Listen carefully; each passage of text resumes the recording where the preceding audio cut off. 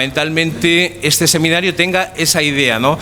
Que es una idea que nos permite entablar un diálogo, continuar, mejor dicho, un diálogo que viene de lejos y con una idea que es la de trabajar la democracia a través de hacer entender que la democracia social es seguramente la parte más o una pata fundamental de la democracia, no únicamente la electoral. Bueno, dicho eso, en esa idea lógicamente aparece siempre lleva pasando últimamente algo que es característica de estos tiempos, de una globalización que es casi sincrónica, donde efectivamente lo que pasa en España pasa en Brasil, pero pasa en otras partes del mundo de forma tal. Y en ese sentido, Brasil, ¿no?, va a empezar ahora un proceso de reforma del que seguramente los diálogos y las experiencias que aparezcan hoy en la mesa, pues lógicamente pueden servir de algo. Yo simplemente, luego presentaré a nuestras invitadas e invitados brasileños, pero sí que quería agradecer tanto al director como del Centro Europeo y Latinoamericano para el Diálogo Social, como Antonio Bailos, lógicamente, como del Instituto Laboro, a Aymar, a José Aymar, y la colaboración en este acto que sin el cual no hubiera sido posible su realización, ¿no? Y sin más, Luis, respetando o no lo que habíamos hablado, Estupendo. Muy bien, buenos días a todos. Me toca a mí presentar, afortunadamente, a dos extraordinarios amigos y amigas y también grandísimos profesores. Padre de una generación de justlaboralistas, maestro también mío, es un honor, y Amparo, catedrática, gran maestra también, y por lo tanto vais a disfrutar durante este rato que van a estar con vosotros, sin duda, de un estudio profundo y a la vez inteligible, lo cual suele ser difícil en el ámbito del derecho, de una reflexión acerca de los procesos de diálogo social en este país, en España. Antes de cederles la palabra, que sin duda es lo más interesante, dos pequeñas o dos leves reflexiones en relación al ámbito de la reforma laboral en España de diciembre del 21. Me vais a permitir. Desde mi puesto como secretario de Recursos y Estudios y también profesor de Universidad Pública de Navarra. En primer lugar, la reforma de diciembre del 21 supone una ruptura. Supone una ruptura respecto a un modelo de reformas fundamentalmente antiprogresistas, conservadoras, y que supusieron una regresión respecto al modelo original del Estatuto de los Trabajadores del año 80.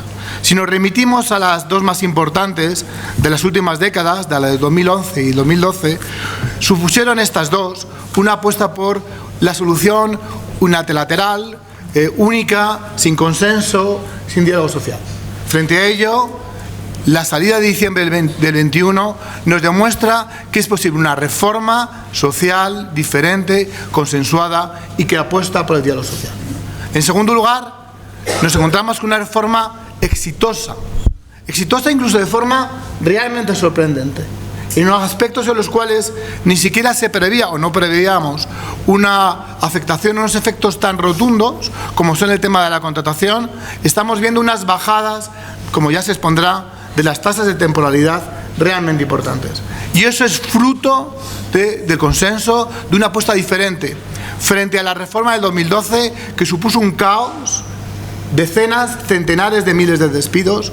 La reforma del 21, que también es hija del consenso, fruto del diálogo social durante la pandemia entre los agentes sociales y el gobierno, supone una perspectiva diferente y ha dado como fruto también un fruto completamente distinto y sin duda mucho mejor. Y por último, quería resaltar el papel fundamental que han tenido los sindicatos, comisiones obreras y UGT y comisiones obreras en el nacimiento, en el origen de esta legislación. Y también en la legislación anterior. Nos ha situado a la cabeza, a mi entender, de Europa, en ámbitos tales como el teletrabajo, la ley Riders, ha establecido elementos como los expedientes de los ERTES, diferentes sobre la base anterior, pero diferentes a lo que estaba establecido, un despido colectivo salvaje, y ha permitido, por lo tanto, una salida diferente a la que veíamos como consecuencia de la reforma del 2012. Bienvenida, por lo tanto, esta reforma del 2012, bienvenido a este acto de conmemoración reciente de una reforma, a mi juicio, exitosa y que lo va a ser más, y bienvenida en cuanto que nos va a permitir, esperemos, avanzar en reformas que todavía son necesarias, como el del despido colectivo. Os cedo la palabra, Antonio, cuando quieras. Muy bien, hablo yo por aquí, ¿verdad? Espero que sí. Vamos, esperemos. Qué bien. Bueno, muchísimas gracias. Yo realmente estoy entre amigos, ¿no? Y realmente yo creo que está tanto la platea como desde luego la mesa, pues denota esa amistad, ¿no? Esa amistad, ese compañerismo. Muchas gracias, Luis. Luis, le tengo nos conocemos desde hace, bueno, mucho tiempo, no vamos a decir cuánto como tal, ¿no? Y bueno, no quiero sino señalar que realmente digamos, el sesgo más importante, yo creo, de este seminario es no solo el poder hablar de la reforma o de las reformas, del ciclo de reforma que tenemos nosotros, sino también comparar, ¿no? Hacer un esfuerzo comparativo con lo que en un momento dado se va a producir en el ámbito brasileño, ¿no? Y por tanto yo creo que la relación tan provechosa que estamos realizando con el Instituto Laboro, que aquí su presidente y todo un grupo de estupendos, digamos, expertos en abogados, sindicalistas, etcétera, yo creo que va a ser muy útil, ¿no? Como tal. Bueno, yo sencillamente, como tenemos el tiempo un poco medido para conseguir que también que haya más debate, ¿no? Como tal, ¿no? Más que hablar de comparaciones, más que hablar de comparatismo, vamos a hablar de comparaciones, ¿no? Yo intentaré relacionar tres cosas. Primero, el contenido, muy brevemente, porque es el que todos conocemos, ¿no? El contenido de mi charla es más o menos el siguiente: dos crisis en 10 años, ¿no? 2 crisis en 10 años, 2 reformas laborales en 10 años. Entonces, la comparación muy rápida entre los contenidos como tal, ¿no? Pero me interesa dos temas más, ¿no?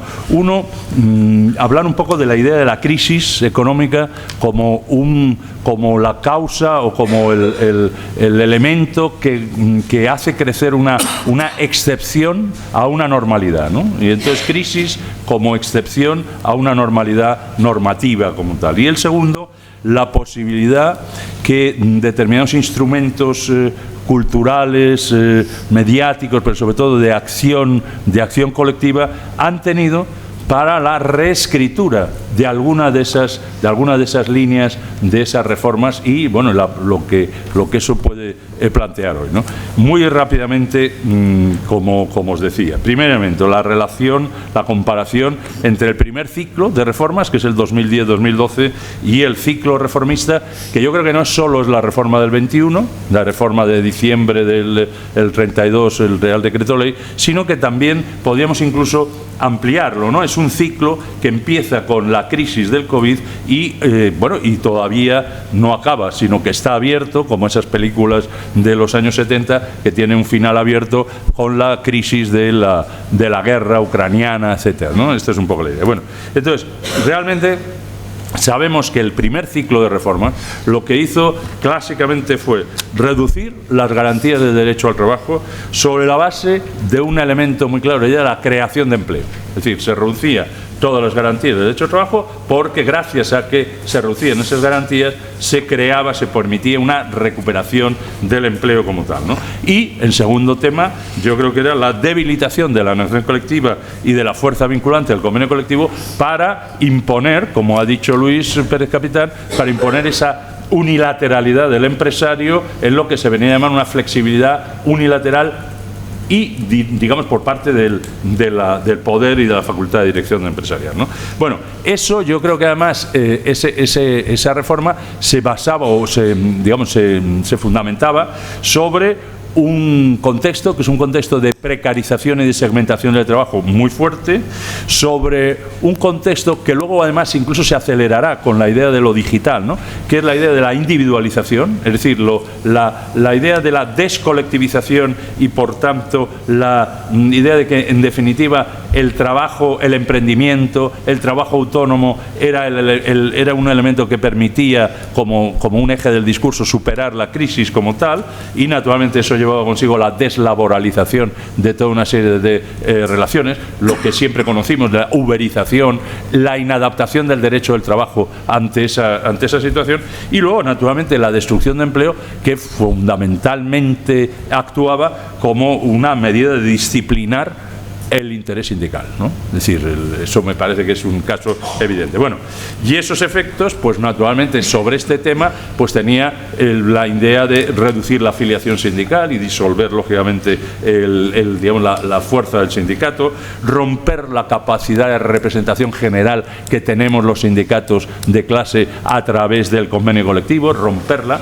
y luego naturalmente impedir a su vez el otro aspecto, ¿no? Que es la capacidad de interlocución del sindicato como representante del interés general del trabajo con el poder político. Yo creo que esos son las notas más caracterizadoras de la reforma de 2012, que por otra parte posiblemente sea algo con lo que tendremos muy en común con la reforma Temer del 2017 en Brasil, ¿no? Como tal. Bueno, entonces sobre eso yo creo que aparece, fijaros que es la primera crisis, es la crisis financiera y luego la crisis de la deuda soberana, es decir, que de golpe viene todo lo que ya conocimos en aquel momento, que a pesar de que haya la juventud enorme de las personas que están en la sala, espero que lo recuerden porque hace solo 10 años de esto, bueno, viene el problema de otra nueva crisis, ¿no? Que es la crisis del COVID, ¿no?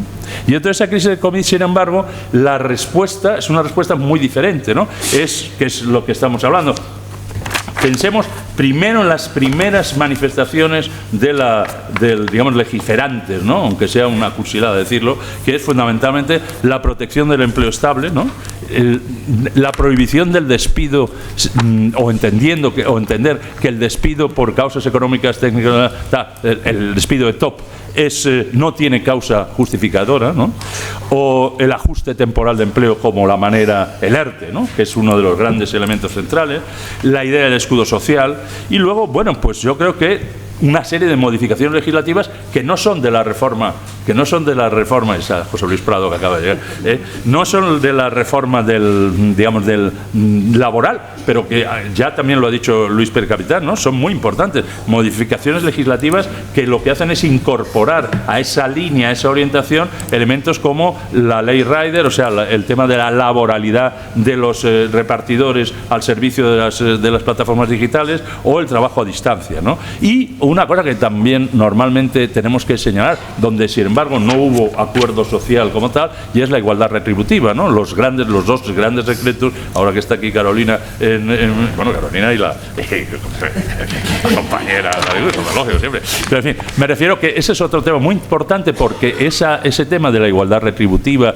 de la transparencia retributiva, además, bueno, va a tener tiene una relación muy grande con el pilar social europeo. Bueno, lo que quiero decir es que a partir de ahí la reforma lleva consigo un principio de estabilidad en el empleo y contratación temporal, un principio de mantenimiento del empleo y aprovechar lo que es el ajuste temporal como la medida fundamental que debe funcionar ante las crisis, y la vigorización o la recuperación del equilibrio en la negociación colectiva. Yo creo que esos son los dos temas, y luego posteriormente eso ha seguido adelante, ¿no? A través de ampliación de derechos a determinados colectivos, como son las trabajadoras las trabajadoras domésticas, o ampliación de determinadas prestaciones sociales, o el tema de la enfermedad. En fin, hay una línea ahí, ¿no?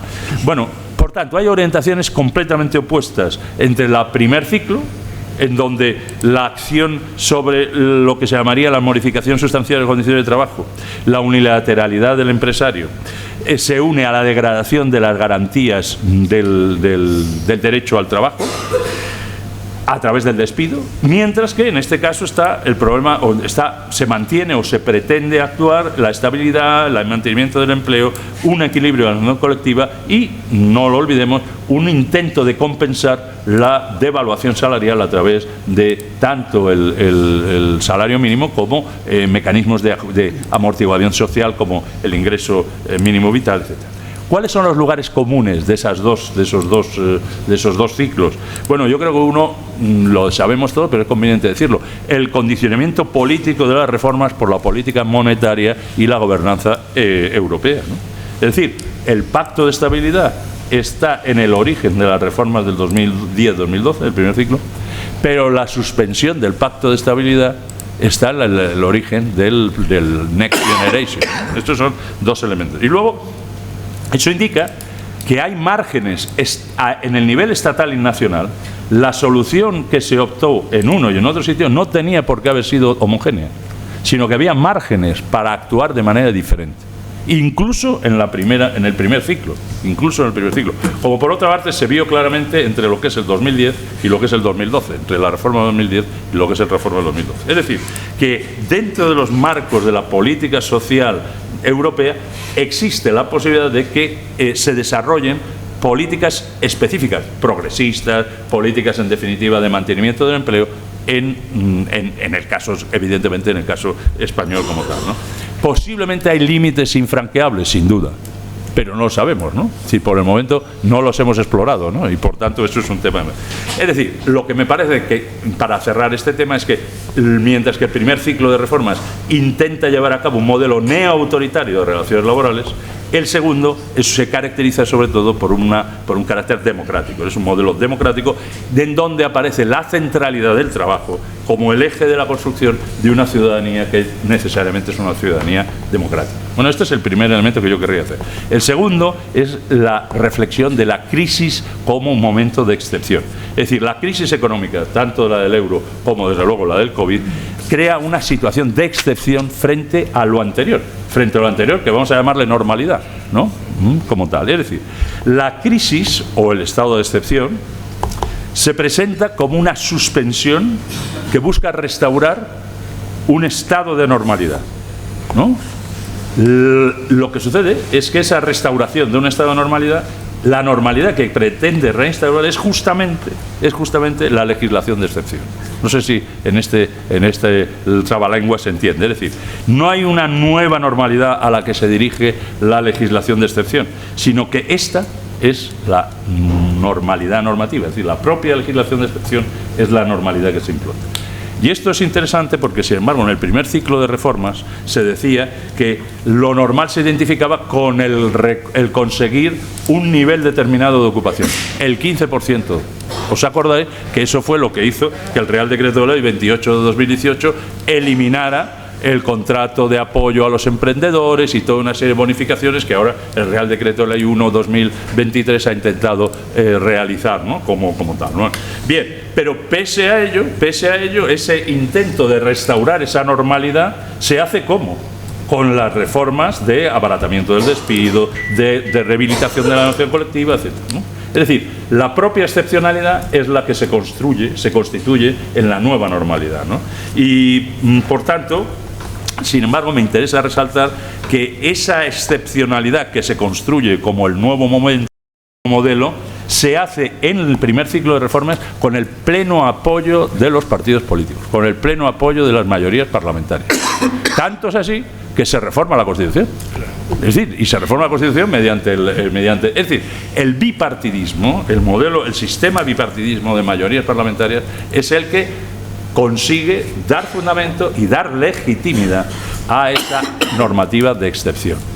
Esto es el punto. En el segundo ciclo de reforma, sin embargo, la excepcionalidad, que es evidente de la crisis, aparece expresamente manifestada, mientras que no aparece en el primero, ¿no? En el primero, recordar que en el primer ciclo de reformas se hablaba de una legislación de excepción porque, entre otras cosas, el Parlamento nunca legisló, sino que legisló solamente el Gobierno. Lo que pasa es que el Parlamento luego convalidaba todo, pero era un Gobierno legislador, exactamente igual. Es decir, habría un estado de excepción ahí real, lo que pasa es que no se declaró. Mientras que en este caso sí, porque se hizo el estado de alarma, al margen de que luego nuestro adorado y admirable Tribunal Constitucional requiriera acudir al estado de excepción, dijera que había que ir, menos mal que no dijo al estado de guerra, porque claro, si no, habríamos estado ya en Ucrania directamente. Bueno, lo que vamos.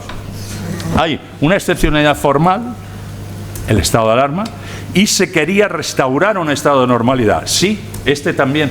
Recuperar un nivel de empleo, pero cuidado, recuperar un nivel de empleo mediante el fortalecimiento del derecho al trabajo. Y esto es un tema muy importante desde mi punto de vista. Es decir, en el primer ciclo de reformas, las políticas de empleo del artículo 40 de la Constitución están absolutamente separadas, escindidas del artículo 35, que es el derecho al trabajo. Es más, se entiende que para hacer una política de empleo correcta hay que limitar el derecho al trabajo. Mientras que en este segundo ciclo de reforma se entiende que no puede haber una política de empleo correcta si no es con el fortalecimiento del derecho al trabajo como tal, ¿no? Y lo que sucede, naturalmente en el marco de una orientación democrática, lo que sucede es que el mantenimiento de ese estado de excepción y el desarrollo normativo, como todos sabéis, pierde apoyo parlamentario en un contexto multipartidista. Es decir, no está en el sistema, se ha roto el sistema bipartidista y no hay posibilidad de un apoyo parlamentario seguro como tal. ¿Qué es lo que legitima esa línea desde mi punto de vista, que es de recuperar ese nivel de empleo pero con el fortalecimiento del derecho al trabajo? Única y exclusivamente, lo ha dicho también Luis Pérez Capitán, el diálogo social, es decir, la participación de los sindicatos más representativos y de las asociaciones empresariales en la construcción de esa orientación de la política de empleo y, en definitiva, en la construcción, de una reforma, ¿no? De una reforma del marco institucional como tal. Y esa legitimidad social es mucho más importante que esa reforma sea justamente el acuerdo entre sindicatos y asociaciones empresariales con el gobierno como tal. Y, por lo tanto, es una legitimidad hacia adentro. Es decir, posibilita en presentar que este tipo de reforma es una reforma aceptada socialmente y, por tanto, aceptada políticamente, pero también hacia afuera, es decir, también hacia la Unión Europea. No puede pensarse que haya obstáculos por parte de la Comisión o por parte de los llamados hombres de negro si se ha conseguido una reforma con arreglo a un acuerdo, un diálogo social, como se fue haciendo desde los 6 acuerdos sobre el ERTE hasta la ley Rider, el trabajo a distancia, etcétera, etcétera, ¿no? Por tanto, esto es un tema interesante que además incluso produce una incidencia en las normas europeas, ¿no? Es decir, no se entiende la directiva el proyecto de directiva que está ahora en marcha sin la ley 1221 nuestra, ¿no? Como tal. Es decir, pero esa fuerza, que es esa fuerza del diálogo social, genera una confrontación muy fuerte entre la legitimidad social como forma de producción normativa en la crisis y la legitimación del Parlamento, es decir, de los partidos, entendido esa legitimación como una relación jerárquica. Es decir, hay una jerarquía, según ese discurso hay una jerarquía. La producción de normas y, por lo tanto, la producción de un sistema reformista tiene que realizarse como antes, mediante el apoyo de los partidos y del Parlamento. Y si no, la legitimación social, pese a que nosotros contamos con un artículo 7 de la Constitución que habla claramente de que la participación democrática no es solo la participación electoral, sino que es la participación social, y económica a través de los sujetos sociales, resulta que aparece como subalterna, ¿no? Y esto yo creo que nosotros tenemos que reflexionar. Y en Brasil yo creo que es muy importante esto, porque hay que pensar que en Brasil no cuenta con el apoyo parlamentario. El nuevo ejecutivo brasileño no cuenta con el apoyo parlamentario. Y por lo tanto, yo creo que esta reflexión nuestra también podría sernos a todos de una cierta utilidad como tal. Acabo. ¿Cuál es la relación entre esos modelos de reforma con la desviación que puede haber entre la orientación pretendida y el desarrollo posterior, ¿no? Es decir, yo creo que cualquier reforma, cualquier ley, cualquier norma, y más una norma que cambia de una manera tan importante y como cambió, ¿no?, en su momento el primer ciclo reformista y ahora el segundo, las relaciones laborales, es importante lo que llamamos las formas como se organiza digamos, el interés social y el interés colectivo, y fundamentalmente los sindicatos. Vamos a hablar claramente a través de la acción sindical, a través de la negociación colectiva, del conflicto, pero también a través de la acción jurídica. Es muy importante, ¿no? Es muy importante en el desarrollo, en lo que se llamaría el despliegue, ¿no?, de esa norma como tal. Pero también, naturalmente, y en esto arrimamos el ascua a nuestra sardina, dentro de esa acción social es muy importante también cómo se incide sobre la cultura jurídica, ¿no? Los llamados operadores jurídicos, los abogados, el grupo de despachos, cómo se organiza el interés colectivo corporativo de las empresas a través de determinados grandes despachos profesionales que conocemos, ¿no? O cómo en un momento dado los sindicatos organizan a su vez su defensa jurídica como tal. ¿Cómo funcionan los magistrados? ¿Cuál es el tipo de cultura de los magistrados y jueces y juezas del trabajo, ¿no? Y, desde luego, los académicos, ¿no? Es decir, cómo reaccionan los académicos. Bueno, yo creo que esto apareció muy claro en el primer ciclo de reforma. Hubo una importante labor de reescritura parcial de algunos elementos de ese primer ciclo de reforma. Y me estoy refiriendo a lo que todos sabéis, los despidos colectivos. El tema de los despidos colectivos, de cómo aparecía en la mente del legislador y del gobierno, fundamentalmente, la idea del despido, dice, la desaparición de la autorización administrativa previa y lo que era el abaratamiento, no solo el abaratamiento, sino la facilitación por parte de los jueces, etcétera. Bueno, apareció toda esa idea de la posibilidad de la nulidad de los despidos colectivos porque vulneran derechos fundamentales, o la idea de la utilización de la buena fe, etcétera, etcétera.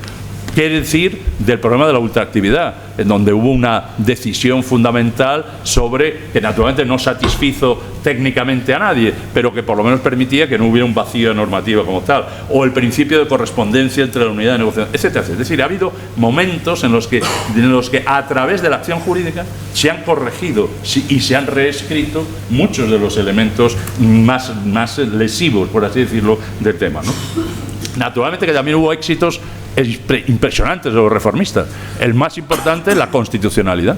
Es decir, la sentencia 119 de 2014 y la sentencia 8 de 2015, que para muchos de nosotros son evidentemente piezas de lo que se llamaría de la infamia de la interpretativa, pero son lo que permitieron hablar de que era conforme a la Constitución ese elemento claramente negativo. Bueno, en el segundo ciclo, sin embargo, la trascendencia del cambio, bueno, yo creo que fundamentalmente el hecho del escalonamiento de ese cambio ha permitido, desde mi punto de vista, o ha favorecido una interpretación, una reacción más exegética, interpretativa, que más de valores, no más exegética que valorativa, quiero decir. Es decir, fundamentalmente lo que, digamos, era tal el ritmo de producción y sobre todo en escalonamiento, que los operadores jurídicos lo que querían era interpretar, ¿no? Es decir, bueno, a ver cómo funciona esto, qué se deroga, qué es lo que no, etcétera, etcétera, ¿no?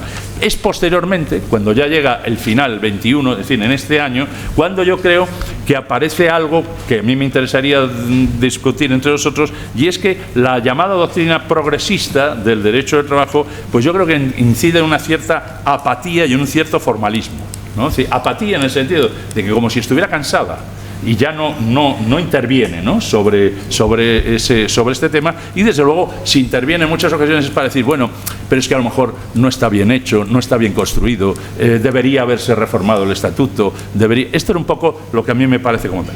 Eso se une a que uno de los elementos básicos fundamentales, que es el desarrollo a través de la negociación colectiva, ha sido entorpecido, como bien sabemos todos, por la inexistencia de un acuerdo central sobre la base salarial, ¿no? Y a su vez yo creo que la negociación colectiva se ha centrado sobre todo en la problemática salarial, más que en desarrollar algunos de los aspectos que tenía que contar. Y luego yo creo que en el propio plano digamos, sindical, ¿no?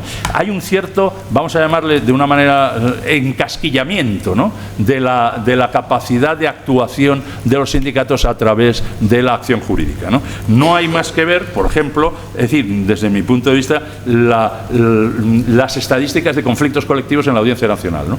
Que están hoy por hoy hegemonizados por sindicatos minoritarios y no por los sindicatos mayoritarios, ¿no? Y esto a mí me parece que también es interesante. Bueno, en el otro lado hay una recomposición doctrinal e ideológica que ha llegado tarde, ¿eh? No ha sido tan evidente, ha llegado más tarde, está empezando. Pero yo creo que hay una recomposición ideológica para reescribir la reforma laboral progresista, ¿no? Y por tanto anclarla, ¿no? Y bueno, por ejemplo, yo voy a poner dos ejemplos solo, uno, vamos, tampoco hay que poner, con uno. Es el tema de los despidos por COVID, no son nulos, son improcedentes, ¿no? Y esto, por ejemplo, es una sentencia cuyo ponente ha sido Antonio Vicente Sempere Navarro, que ha sido un colega nuestro que conocemos muy bien, pero cuidado, que ha obtenido unanimidad en esa sala, ¿eh? Y esto me parece que es muy importante resaltarlo. Es decir, hay un elemento de hegemonía. Hoy yo creo que el eje central de la interpretación del Supremo para torpedear una parte de la reforma va a ser el 42.6, como nosotros conocemos por razones evidentes.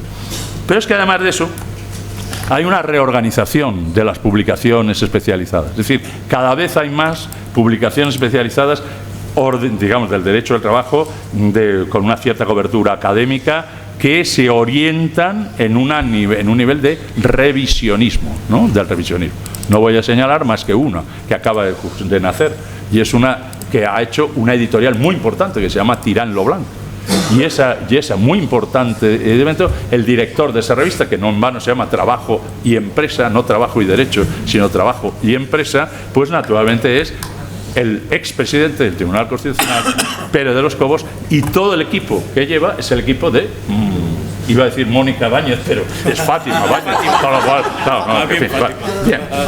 ¿Y cuál es el número? ¿Cuál es el objetivo de ese número?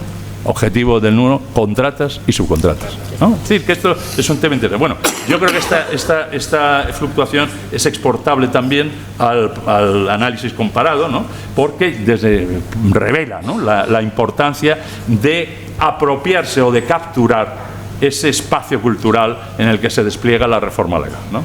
Y, por tanto, lo ineludible de acompañar, aparte de la ley, aparte de la formación extralegislativa, fundamentalmente a través de la noción colectiva y el conflicto, también la manera de explicarlo, la manera de representarlo, ¿no? Es decir, los juristas somos los dueños de la representación, ¿no? Nosotros sabemos que la realidad no es tal, sino cómo se representa. Y, por tanto, desde ese punto de vista, yo creo que es fundamental. Este seminario, yo creo que quiere incidir y actuar sobre ese mismo tema. Muchas gracias. Muy bien.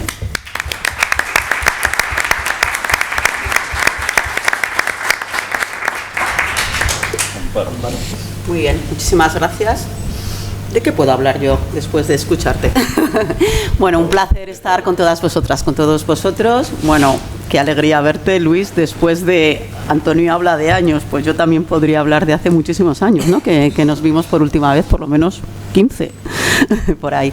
Bueno, pues un placer compartir mesa de intervención con los colegas y las colegas brasileños y sobre todo con Antonio Bailos y con Paco Trillo, que, bueno, pues te agradezco muchísimo que me hayas invitado a participar en esta mesa.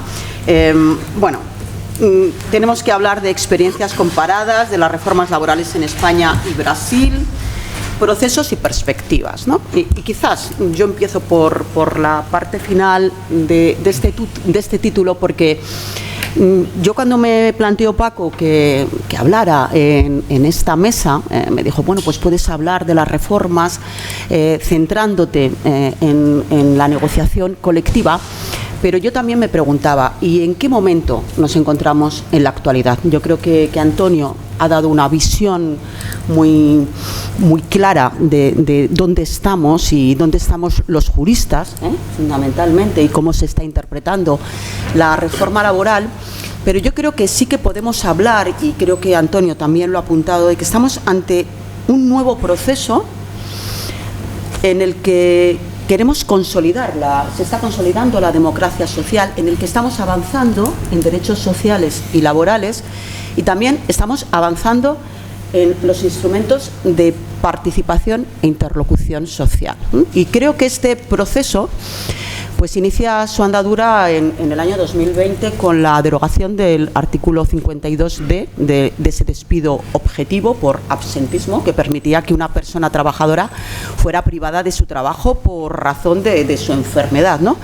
Y a partir de este momento, que se inicia en julio de 2020, si no recuerdo mal, pues se empiezan a emprender prácticamente sin solución de continuidad un conjunto de reformas laborales urgidas en buena medida por la emergencia, por la crisis de la COVID-19, pero aunque estas reformas laborales vienen motivadas, y lo ha dicho Antonio, por esta crisis que nos viene de repente, sin embargo, muchas de estas medidas que se han venido adoptando a lo largo del tiempo nacen con vocación de permanencia.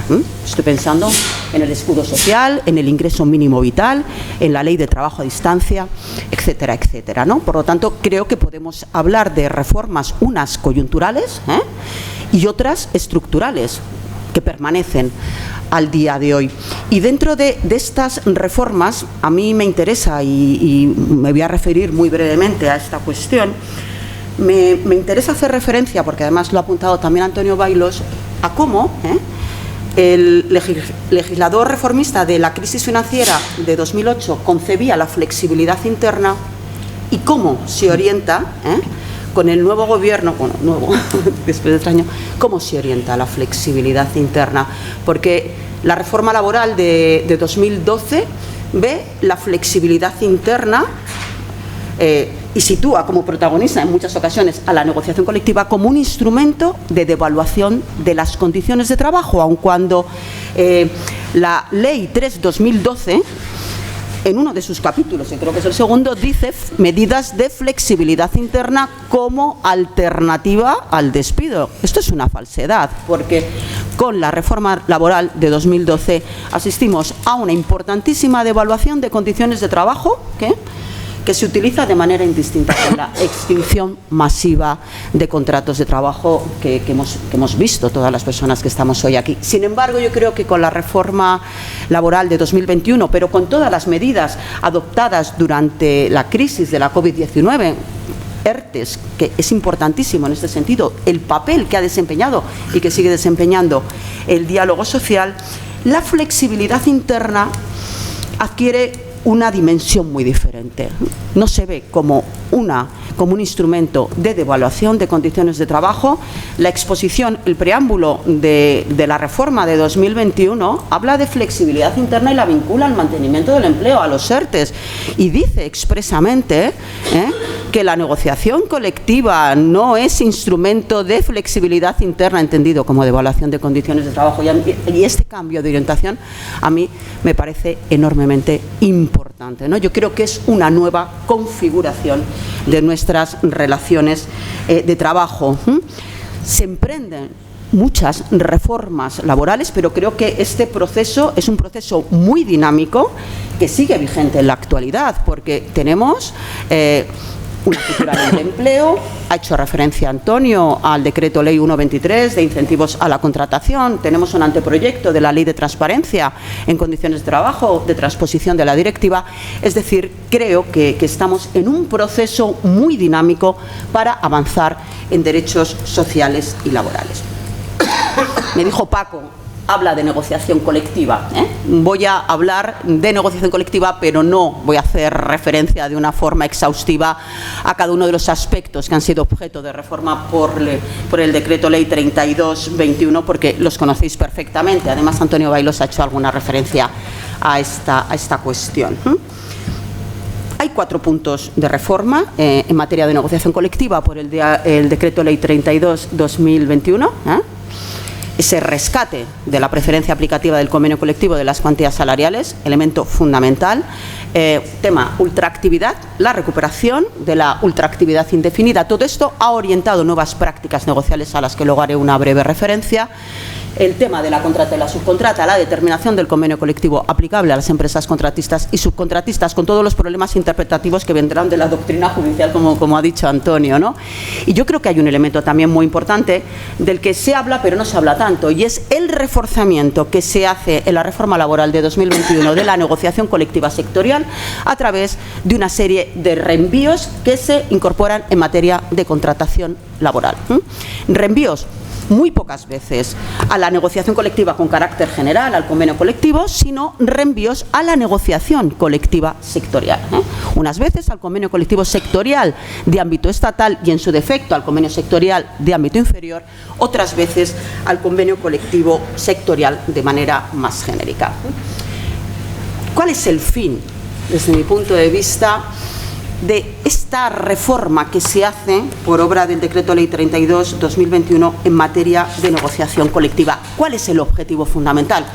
Y aquí tenemos a los interlocutores sociales que han participado en la firma del acuerdo, ¿no? que da paso a esta reforma. Hay que leer el preámbulo de esta norma de urgencia, y yo creo que si reflexionamos sobre cada uno de los elementos que han sido objeto de modificación, podemos llegar a la conclusión, a lo mejor me estoy equivocando, ¿no?, que el objetivo de la reforma de 2021 en materia de negociación colectiva no tiene que ver con ampliar la tasa de cobertura de la negociación colectiva. es mi opinión. ¿Por qué? Porque de esto ya hemos hablado en algún seminario. La tasa de cobertura de la negociación colectiva se mantiene a un nivel bastante plausible, ¿no? Porque estamos en torno al 80%, pero esa tasa de cobertura de la negociación colectiva ya existía, en tiempos previos. Por lo tanto, yo creo que tenemos una buena tasa de cobertura con carácter general en el ámbito de la negociación colectiva. La mayoría de las personas trabajadoras en España regulan sus condiciones a través de convenio colectivo. Creo que la finalidad de la reforma no consiste o no está en aumentar el número de convenios colectivos sectoriales en relación con el número de convenios colectivos de empresa. Convenios colectivos de empresa han existido siempre y tenemos que pensar en convenios colectivos de grandes empresas que son buenos convenios colectivos porque hay participación sindical. Yo creo que el problema lo teníamos con la pequeña empresa, ¿no?, que empezó a negociar convenios colectivos a raíz de la reforma laboral de 2012 y muchas de estas empresas eran empresas multiservicios, ¿no?, donde hemos asistido a una clarísima devaluación de condiciones de trabajo. Por lo tanto, yo creo que el gran objetivo de la reforma laboral de 2021 no tiene que ver tanto con aspectos cuantitativos como cualitativos. Se trata de mejorar la calidad de la negociación colectiva. Es decir, se trata también de mejorar los contenidos de la negociación colectiva. Y con este fin, lo que se hace es reforzar la negociación colectiva sectorial.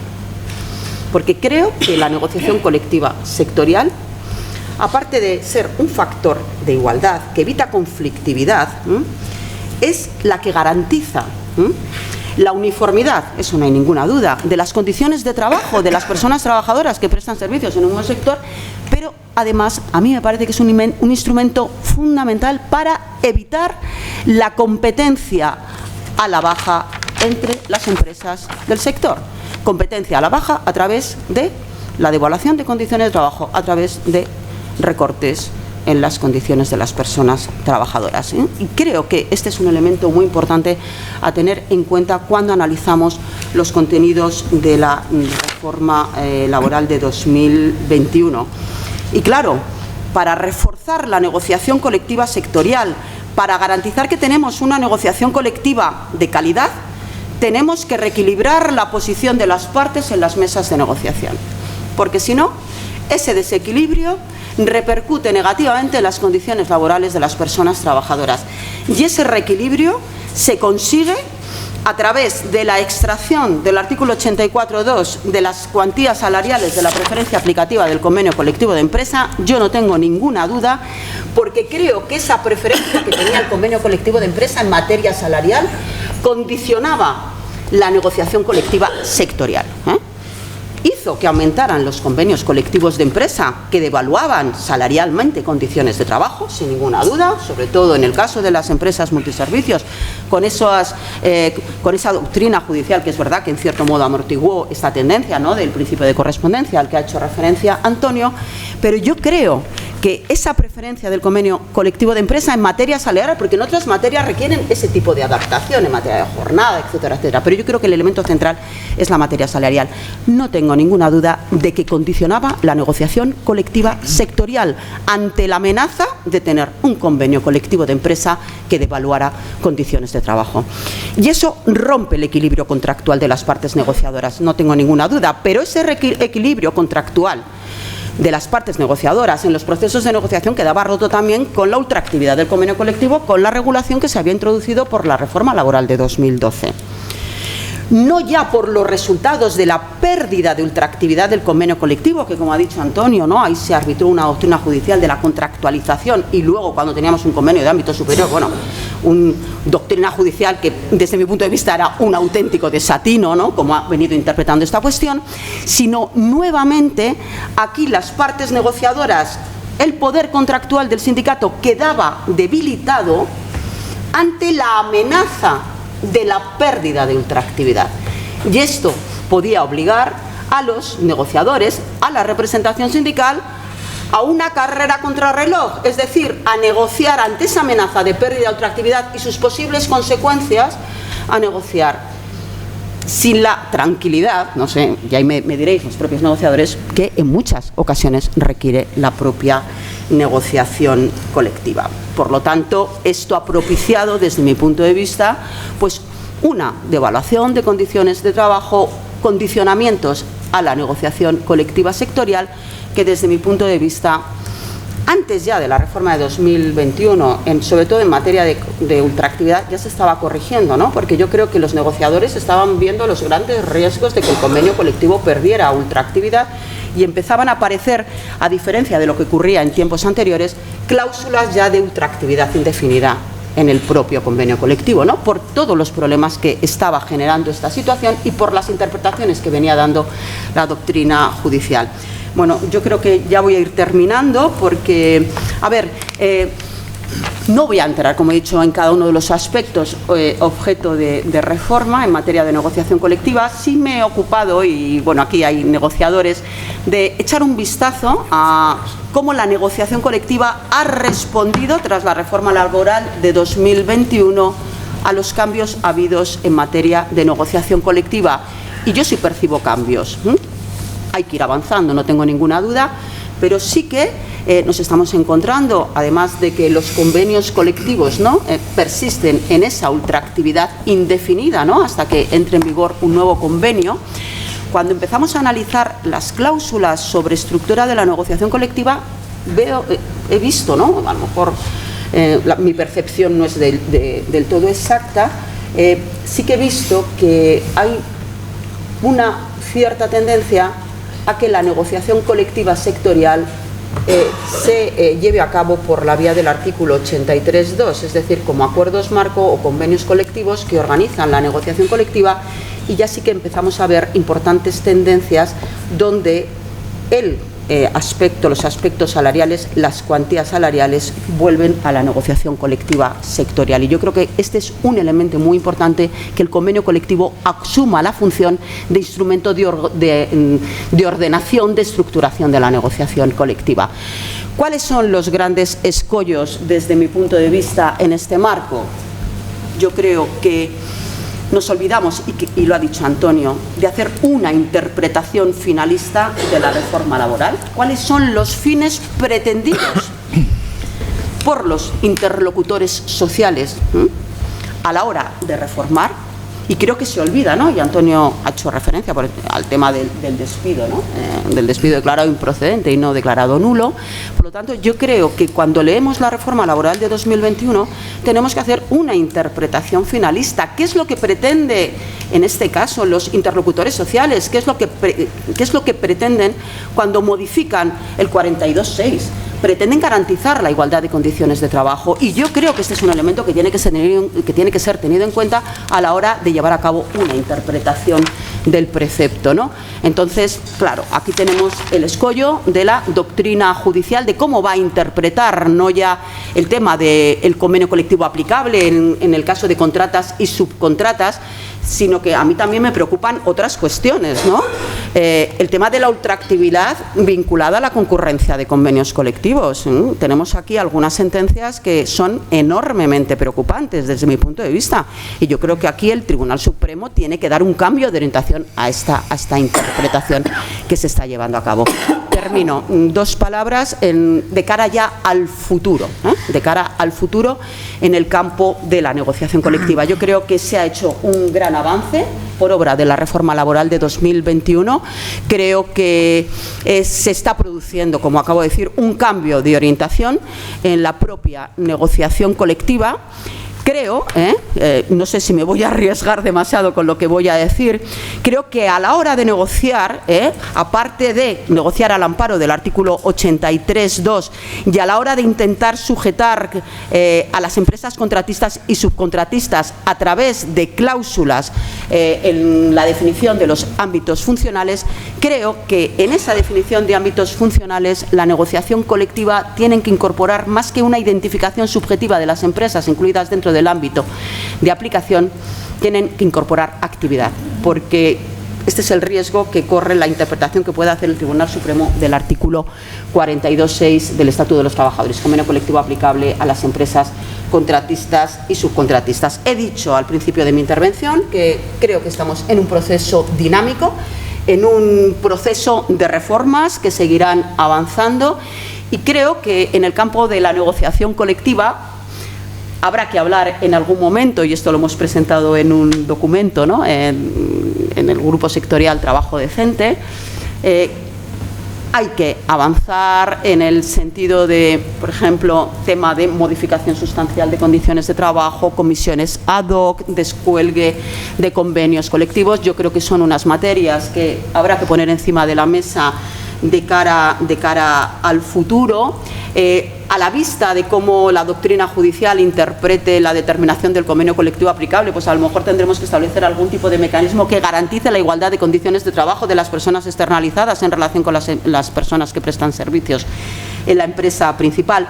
Y yo creo, y no sé si coincidiréis conmigo, pero yo creo que hay que darle una vuelta al artículo 84 del Estatuto de los Trabajadores al tema de la concurrencia. Es un artículo que ha ido aumentando a lo largo del tiempo, y creo que es un artículo que admite muchas interpretaciones, y creo que hay que vincular la concurrencia con la ultraactividad, decir que la regla de no afectación se mantiene durante la vigencia ultraactiva del convenio colectivo.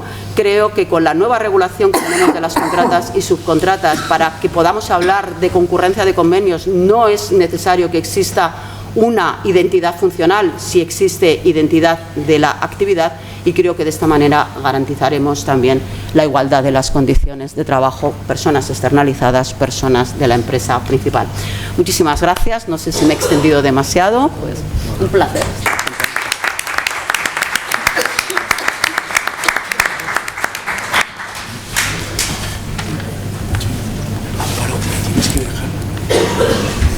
El micrófono.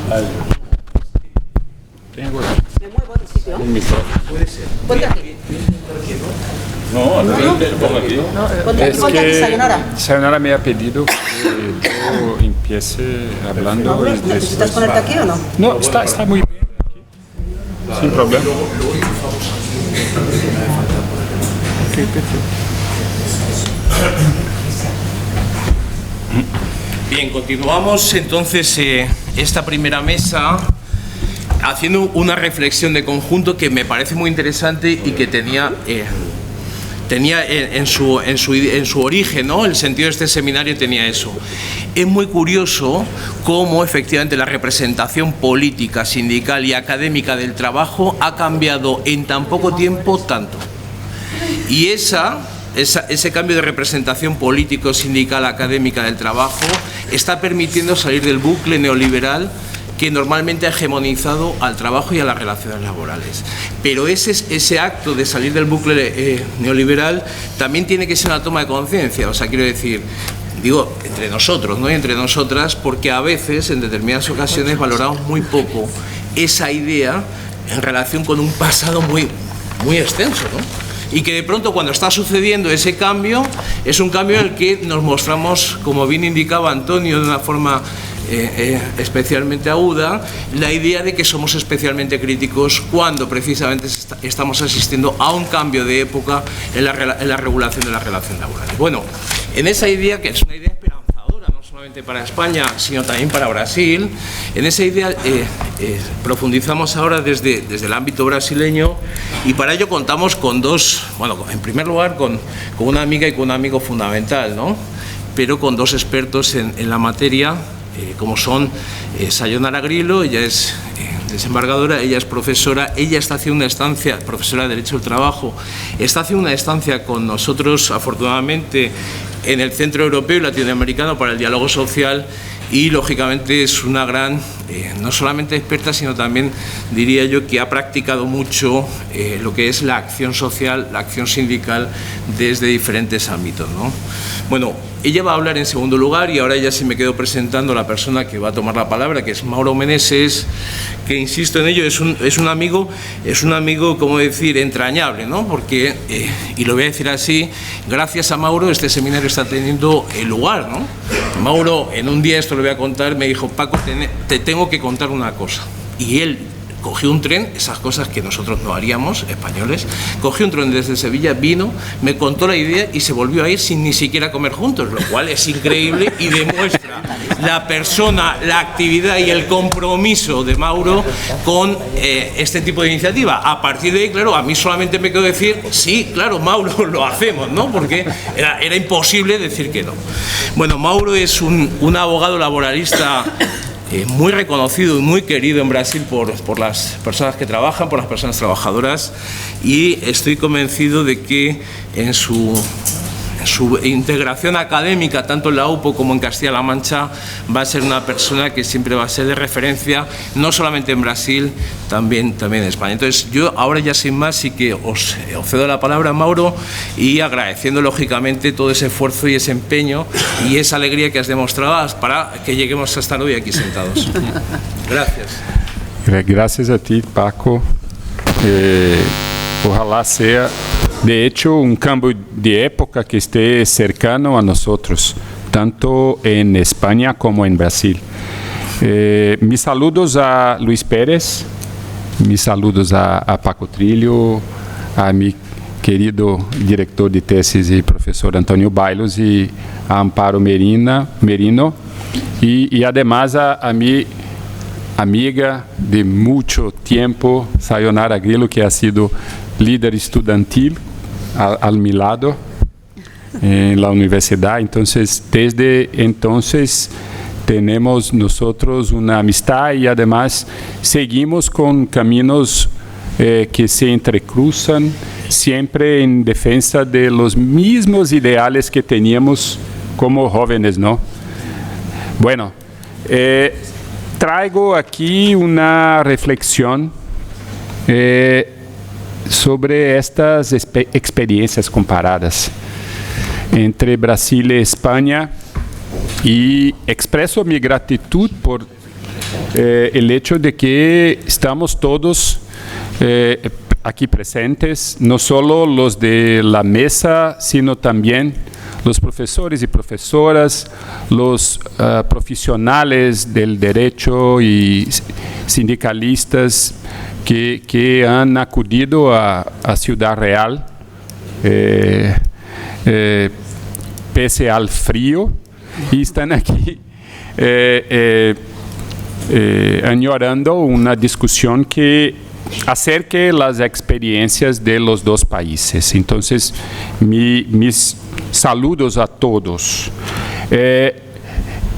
La idea de este seminario nació acá en Ciudad Real, como ha dicho Paco hace pocos minutos, durante una agradable charla que tuvimos, Paco Trillo y yo, en la cafetería de la Facultad de Derecho y Ciencias Sociales de la UCLM. Estábamos a aquellas alturas en el mes de junio del año pasado y añorábamos juntos por un cambio que se produjese en Brasil, que no teníamos todavía. No sabíamos lo que iba a pasar con las elecciones brasileñas, ¿no? Creando condiciones, a lo mejor, a la ejecución de una agenda de rescate de la protección social y de las relaciones sociales y colectivas en términos democráticos. Para ello, hacía falta que el gobierno fascista y ultraliberal, las dos cosas, fuera derrotado en las elecciones de octubre y que se estableciese un diálogo entre los actores del proceso que se estimaba desplegar adelante. Ahora bien, aún antes de la realización de los comicios en nuestro país, mientras me quedaba yo todavía en España, al lado de Mónica, siguiendo nuestros estudios, haciendo mis investigaciones dirigidas por el querido profesor Bailos, hubo un decisivo encuentro en São Paulo, en que se han reunido, de un lado, el asesor nacional de la CUT, el abogado José Marlo Guercio, que aquí está, también ha participado de esa conspiración, ¿no? Te implico con la conspiración, acompañado del consultor técnico de las centrales sindicales brasileñas, Clemente Gans, que también aquí se encuentra, acompañado Bueno, y ambos hoy aquí presentes. Y de otro lado, la comitiva oficial del Gobierno de España, formada, de entre otros, por la vicepresidenta del Gobierno y ministra del Trabajo y Economía Social, Yolanda Díaz, y por el secretario de Estado de Trabajo y Economía Social, Joaquín Pérez. Allí estos personajes se han puesto de acuerdo a la perspectiva de profundizar una forma de cooperación que permitiera aprovechar la situación brasileña al éxito de los esfuerzos desencadenados en España en favor de una contrarreforma laboral que resultó en la aprobación del Real Decreto 32/2021 de que han hablado Bailos y Amparo. Podemos describir el escenario normativo anterior a la contrarreforma laboral que se ha desarrollado tras la investidura de la actual coalición de gobierno como el escenario anterior, por lo tanto, como ampliamente permisivo a la temporalidad de los contratos de trabajo, disuasivo del poder sindical obrero en la negociación colectiva y tendiente a la desregulación del trabajo en las plataformas digitales, así como el trabajo a la distancia, ¿no? Ese era el escenario por aquí. La trayectoria de las reformas laborales de España remonta a cambios legislativos en el seno del Estatuto de los Trabajadores de 1980, siempre bajo el supuesto intento, el intento sería de intervenir en el mercado de trabajo para impulsar la creación de empleos y disminuir la elevada tasa de paro. El sistema democrático de relaciones laborales, inspirado en la Constitución de 78 y traducido en el Estatuto, fijaba un marco legal estable para los empleados por cuenta ajena. Ese sistema vino a sufrir flexibilizaciones sucesivas en los años de 84, 94, 96, 2001, 2006, 2010 y al final 2012. Fueron objeto de regulaciones específicas tanto los contratos temporales como los eventuales, los de servicios y de obras. Desde 86, con la integración de España a la Unión Europea, dichas reformas han llevado en cuenta directrices de la Unión Europea, que pretendían utilizar herramientas legales para obtener resultados económicos. Ese es siempre el mismo discurso que también ha sido hecho en Brasil, que la legislación laboral tiene que ser utilizada como una herramienta para obtención de resultados económicos. Muy bien, lo que no se ha demostrado eficaz. Y Luis Pérez ha dicho aquí, es algo muy interesante, que la ruptura que esa contrarreforma de 2021 ha producido ha demostrado, incluso por su éxito de la reforma, que no es una afirmación segura que la reducción de garantías laborales conlleve una mejora de índices de empleo. En este caso, todo está pasando al contrario en España, ¿no? Muy bien. Además de las reformas laborales aprobadas hasta 2021 aquí en España, han concretado una indeseable dicotomía entre el mercado laboral, ampliando el contingente de trabajadores temporales muy desprotegidos y vulnerables a despidos en comparación con los que tenían contratos indefinidos. La cumbre de esa secuencia de reformas, lo digo muy brevemente, ocurrió en 2012, con un cambio agresivo en términos de abaratamiento de costes en favor de los empresarios, de facilitación de modificación de las condiciones laborales por la conveniencia de la gestión empresarial y de reducción de la efectividad de los convenios colectivos, dando prioridad a los acuerdos de empresa. Y todo eso pasó, como siempre señala Baylos, de una forma muy poco democrática. Incluso las propuestas han salido de despachos de abogados que han trabajado siempre para los empresarios. Entonces, es algo que es claro que no es nada democrático ni equilibrado tampoco. Agora digo yo, passou igual em Brasil. Traz uma série de fracturas impuestas ao regime de contratação originado de nossa consolidação das leis de trabalho, la CLT, e reforçado por la Constituição de 88. Teníamos nosotros um regime de contratação muito estável, com bases em la CLT, que é de 43, é muito anciana, e de la Constituição de 88, que ha absorbido incluso normas que hasta entonces eran legales y se convirtieron en normas de rango constitucional, lo que es muy interesante y llamativo, porque convierte las garantías en garantías aún más digamos, defensables, ¿no? Muy bien. La estrutura de protección laboral y de sustento a la actividad sindical en Brasil, aunque la actividad sindical padeciese de sesgos típicos de un modelo autoritario y poco democrático heredado de la dictadura de Getúlio Vargas en los años 30 y 40, en la que fue aprobada la CLT, constituyó la base de absorción de mano de obra en el proceso de industrialización brasileña a lo largo de la segunda mitad del siglo XX. Sin embargo, a partir de los años 60, bajo la dictadura militar, el modelo laboral de la CLT empezó a sufrir cambios significativos, inicialmente con la aprobación de la ley del llamado FGTS, en 66, que ha convertido el sistema de estabilidad en el empleo en un sistema de indemnizaciones compensatorias por el despido. Y más adelante, la ley 6019 de 1974, que trajo la novedad de los contratos temporales, que hasta entonces no existía en Brasil, y de la externalización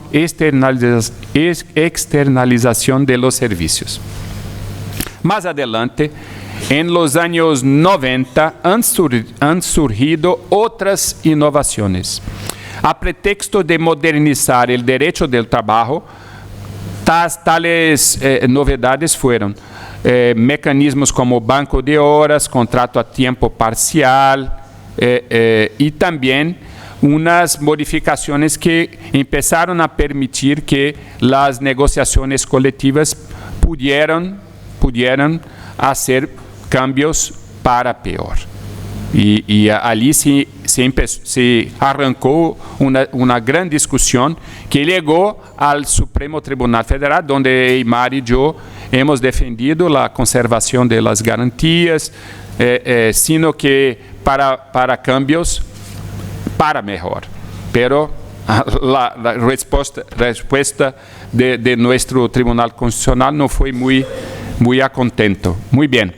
A lo largo de los gobiernos de izquierda, que empiezan en 2003, de los presidentes Lula y Dilma, entre 2013 y 2016, se ha logrado contener con relativo éxito la marcha de las reformas de precariedad, aunque no se haya obtenido los esperados avances en la democratización de las relaciones colectivas y sindicales. Las actividades del Foro Nacional de Trabajo, de lo que participamos nosotros, muchos que están aquí presentes, que han reunido atores sociales entre 2003 y 2005, construyeron con base en el diálogo social unos proyectos de reforma sindical que tras el examen legislativo se han reducido prácticamente a una ley de reconocimiento de las centrales sindicales y a una tímida reforma constitucional que intentaba fomentar el común acuerdo en las negociaciones salariales. De otro lado, la jurisprudencia de los tribunales del trabajo y del Supremo Tribunal Federal, que es nuestro tribunal constitucional, muy influenciada por la lex mercatoria y por el predominio de los principios de mercado, y en contra muchas veces al texto literal de la Constitución, es muy importante que se diga, se han encargado de seguir con decisiones expansivas de la externalización laboral y de pérdida de efectividad de garantías sindicales y protectoras en diversos ámbitos. Pero el marco principal de las reformas laborales brasileñas se hizo sentir tras el golpe que destituyó la presidenta Dilma Rousseff en 2016.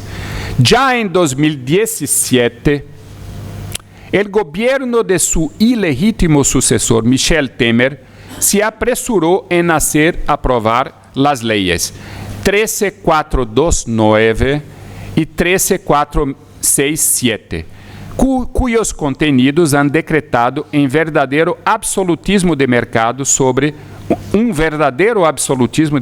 sobre las relaciones laborales en nuestro país. Con una desbocada externalización de servicios siendo admitida, con la desorganización del sistema laboral en los niveles de derecho individual, colectivo y también procesal. De manera incluso técnicamente contraditória, la reforma de 2017 se dedicó a favorecer brutalmente las formas alternativas de contratos, como los contratos fijos, discontínuos, externalizados o terceirizados, a tiempo parcial, etc., creando condiciones, un largo etc., que se diga, creando condiciones de tolerancia injustificable, com manobras fraudulentas de los empresarios que submeteram trabalhadores a situações de privação de direito inadmissíveis. En el ámbito sindical, se han impulsado las negociaciones impeios a normas de protección, resultando en un empeoramento progresivo de la calidad de las negociaciones colectivas. Con esto yo estoy muy de acuerdo con lo que ha dicho Amparo hace poco. La cuestión siempre es la calidad, no tanto la cobertura de la negociación. En Brasil ha empeorado muchísimo la calidad, aunque de manera formal la cobertura se manteniese la misma. La reforma respaldó el poder empresarial de cambiar libremente ciertas condiciones de trabajo, sin previa necesidad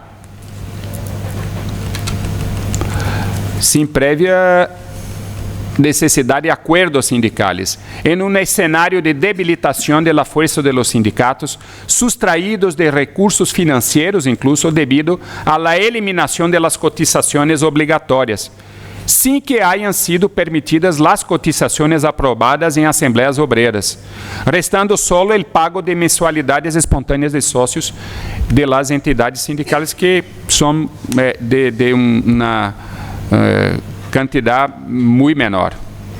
En paralelo, ha sido tremendamente dificultado y hasta mismo bloqueado el acceso a la justicia del trabajo, herramienta esencial en nuestro sistema para que los trabajadores efectivamente disfruten del goce de los derechos prometidos legalmente. Es un costumbre en Brasil que muchos derechos legalmente previstos no sean pagos durante la relación laboral, sino después que el trabajador se ha despedido y acude a la justicia laboral, que es un factor muy importante en nuestro país. Aquí está la ministra Katia Arruda, que va a sumar aquí a la mesa en la tarde y puede decir muy mejor que yo. En los años del gobierno de extrema derecha, bajo la presidencia de Bolsonaro, las dificultades se han profundizado, claro, sobre todo con los efectos de la ley de la libertad económica y de la revocación de inúmeras normas administrativas de reglamentación de la inspección del trabajo. Por ejemplo, aun cuando el adviento de la pandemia haya interrumpido la carrera para liquidar lo que restaba de legislación laboral minimamente equilibrada en nuestro país. Ahora, en 2023, después de las elecciones que han devuelto la presidencia a Lula, se movilizan las esperanzas de reconstitución de una agenda social que venga a replantear el tema del trabajo bajo rasgos democráticos y civilizados. Nuestro reto es recuperar los esfuerzos hacia un sistema normativo que pueda reinstituir el diálogo equilibrado entre los actores del proceso productivo. Reemplazar la política de valorización del salario mínimo, que ha sido intencionalmente destrozada en los últimos 6 años. Rescatar los requisitos a una libre y eficaz actuación sindical en defensa de los derechos e intereses obreros. Reorganizar la estructura legal de los contratos individuales y colectivos y desobstruir las vías de acceso a la justicia laboral, que es incluso el tema de investigación de Monia aquí en Sevilla. Ha sido el tema de investigación de Monia, que ahora sigue con otra investigación. Muy bien. Todo eso a garantizar amplos contingentes de trabajadores de Brasil, la capacidad de obtener concretamente los bienes a ellos negados por empleadores que deliberadamente incumplen las leyes protectoras de derechos laborales. Ya me encamino para el final y digo, así que la experiencia de la reforma española de 2021 nos interesa muchísimo.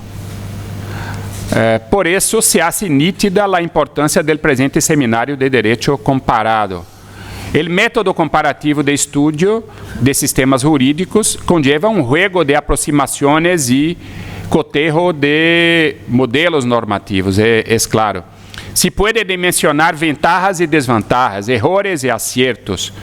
Es eso que buscamos. Se comparan las soluciones elegidas, además de las razones de tales escojas. Y yo me reconduzco a la exposición de motivos de la ley del Real Decreto 32, que ha sido escrita por Joaquín, pienso yo, muy bien escrita y seguro que ha contenido en su contexto muchas de las ideas de estos profesores que aquí están, estoy cierto. Nuestro interés, además, refleja la iniciativa del actual ministro de Trabajo de Brasil, Luis Marinho, que ha enviado sus aportaciones en un video que será exhibido en la serie de este seminario. La reforma laboral operada en España por el Real Decreto 32, 2021, y por la antecedente ley de los repartidores, la Ley 2, la Real Decreto 12, 2021, todo al contrario de las anteriores reformas laborales españolas, ha apresentado objetivos y justificaciones muy distintas de la línea de flexibilización y precariedad que ha definido suas leis predecesoras. No bastar a sus contenidos, la reforma de 2021 ha rescatado el procedimiento de negociación previa en base al diálogo social, revertiendo una mala experiencia habida en 2012. El diálogo social paciente y criterioso, digo yo, que consumió 7 meses, dio origen a una nueva regulación entre cuyos principales rasgos se extraen la revalorización de los convenios colectivos sobre los acuerdos de empresa, el reemplazo de la ultraactividad normativa de los pactos colectivos y una drástica disminución de las formas precarias y temporales de contratación. En favor de ello, jugaron las nuevas circunstancias produzidas por la eclosión de la pandemia, ao lado del reconocimiento político del fracaso de las claves hasta entonces predominantes en los cambios de la legislación laboral de este país. También la Unión Europea parece dar señales de una comprensión más abierta a la necesidad de frenar la pérdida de garantías sociales que resultan de la utilización excesiva de los contratos temporales y de la negociación desequilibrada, que quita a las representaciones obreras condiciones de equivalencia en las mesas de debate. En definitiva, la calidad de los contratos individuales y colectivos ha pasado a ser un elemento de preocupación, lo que ha permitido una inflexión en la tendencia normativa del derecho del trabajo. Es lo que llama la atención Amparo cuando comenta sobre la cuestión, el gran desafío doctrinario que tenemos nosotros. Desde Brasil, concluyo, ahora buscamos aprovechar los buenos resultados que se han apurado como producto de dichos cambios en España. El nuevo gobierno estudia seriamente las posibilidades vinculadas a propósitos como el nuevo gobierno brasileño, recuperación del poder de compra del salario mínimo, la reestruturación de la red sindical, la mejora del sistema de negociación colectiva y de regulación del trabajo practicado por repartidores y gente involucrada con plataformas digitales. Tenemos adelante, por tanto, un desafío complejo que exige mucho diálogo, reconstitución de la confianza entre los agentes económicos y las representaciones obreras. Confianza bastante afectada por años de imposición brutal de una agenda unilateral del empresariado, animada por la disposición de dar prevalencia a dogmas de libre mercado sin límites. Para dificultar aún más las cosas en Brasil, la composición del parlamento brasileño, como ha señalado, ha apuntado Bailos, ha sido muy empeorada en virtud del avance político de la ultraderecha, aunque Lula haya ganado las presidenciales. Además, estamos todos muy implicados a diario en Brasil con la defensa del Estado del Derecho y de la democracia, en su esencia, merced a ataques violentos que se han desplegado contra nuestras instituciones públicas, incluso con actos de destrucción y vandalismo. Sigue muy viva la reacción de extremistas, todavía asociados y financiados por unos empresarios del sector de servicios y del agronegócio. De hecho, se proyecta una tarea nada fácil. Pero la colaboración expresa en la realización de este seminario nos trae esperanzas y ganas cada vez más intensas de recuperar el derecho del trabajo en nuestro país. Muchas gracias.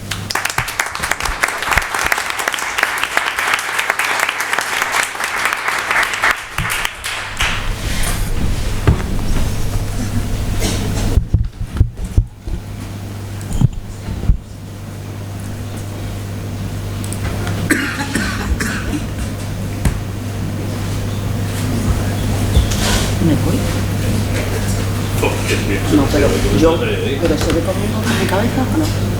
¿Con mi cabeza veis? No, mi cabeza no, digo que sí se ve con mi cabeza. ¿Cómo está aquí? Sí, sí se ve. Sí, sí se ve. Que no se ve nada, claro.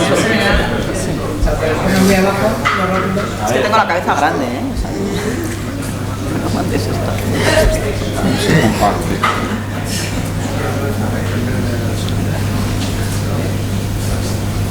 Esta banana también.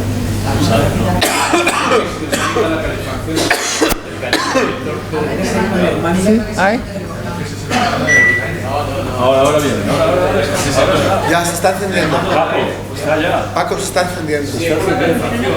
Ah, también. Eso, vamos a encender la calefacción también. Ah, buena idea. Yo no tengo frío, yo creo que tenemos aquí un calefactor. ¿No está acá? ¿No está acá? Sí, acá. Para nosotros eso es como la Antártida.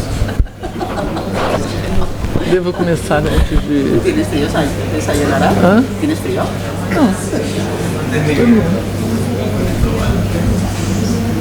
Ahí está. Sí. Está azul ya. Sí, ya está azul. Bueno, esto es un proceso lento. Buscar todas las señales. Esto ya está azul. A ver cuando pase a ver. Posso fazer sem também? Não sei. Está cá.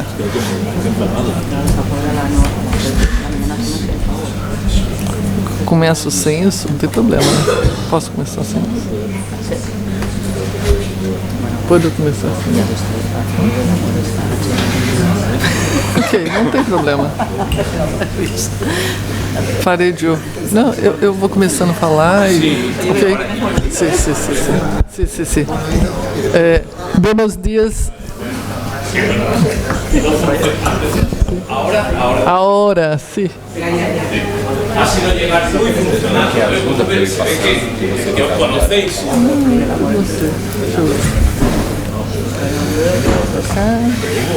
No lo sé, tío, porque yo me estoy... Buscar todas las señales. Se ha ido Antonio y ha vuelto. Se ha ido Antonio y... Bueno, ahora muy bien.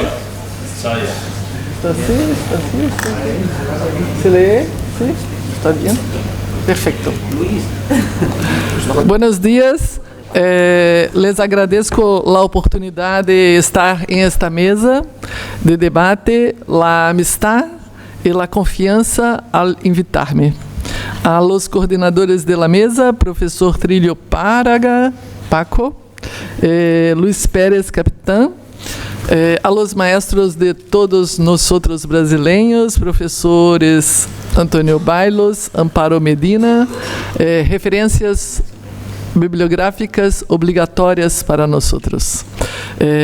Companheiro Mauro Menezes, pido permiso a ustedes para hablar em português, porque com a transmissão em online, creio que este seminário também está dirigido ao público brasileiro.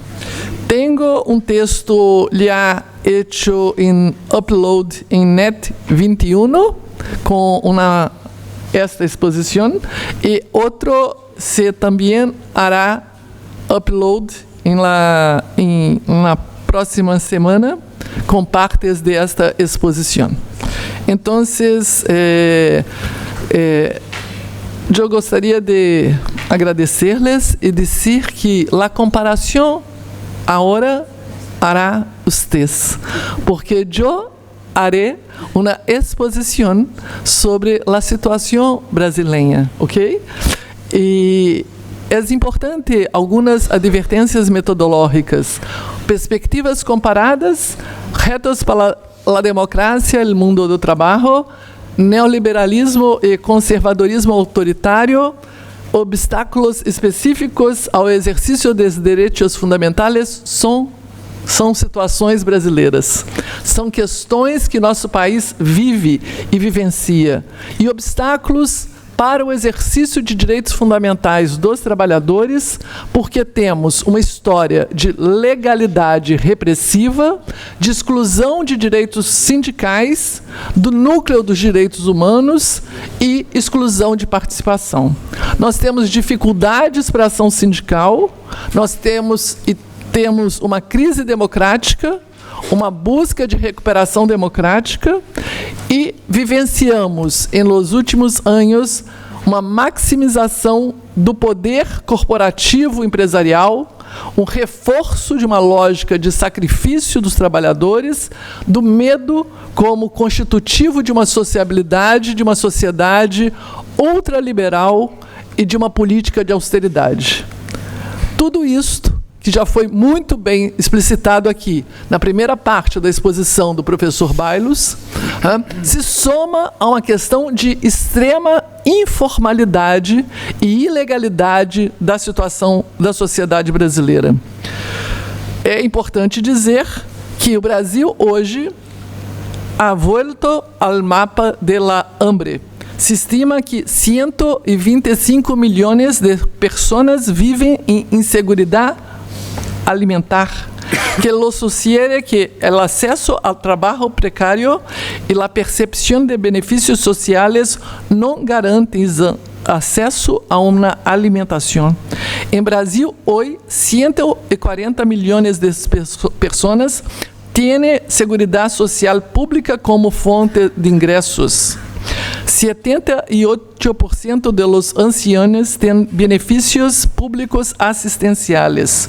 O diagnóstico de las condições do mercado laboral brasileiro e latino-americano é importante para dar conta de la sociedade para la qual e desde la qual se projetam perspectivas e expectativas sociais em uma conjuntura de ascenso de governos progressistas e derrotas de propostas ultraconservadoras. A informalidade é tema chave para entender o mercado de trabalho latino-americano. Em 2022, se estima que a taxa de desemprego volvió a níveis prévios à pandemia. Pero, sin embargo, a Organização Internacional de Trabalho señala que a recuperação de emprego se baseou em trabalho informal e precário. O panorama laboral, publicado pela OIT, estabelece que ao menos de cada 2 trabalhadores latino-americanos está ativo em condições informais ou ilegais porque não há reconhecimento de sua laboralidade, o que implica pobreza contínua e condições degradantes. Em Brasil, a informalidade havia alcançado um recorde em la série histórica. 38 milhões de brasileiros realizam atividades informais, o que representa 38,9% da população ocupada. Tu compreendes meu castelhano, tentativa de castelhano?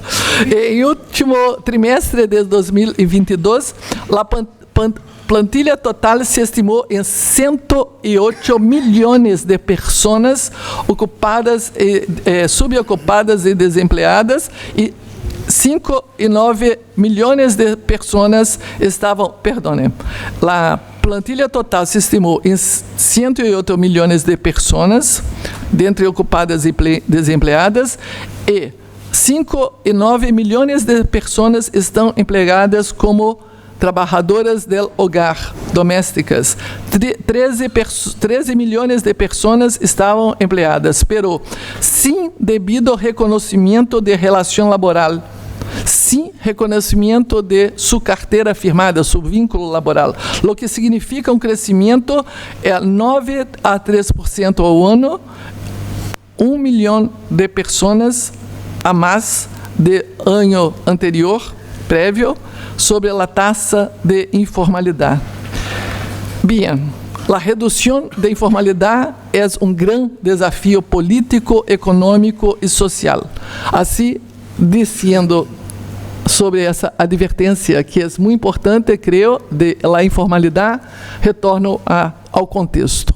O contexto brasileiro é de um reformismo permanente, que nós chamamos direito de trabalho de exceção, porque subvertiu todos os princípios generais de proteção.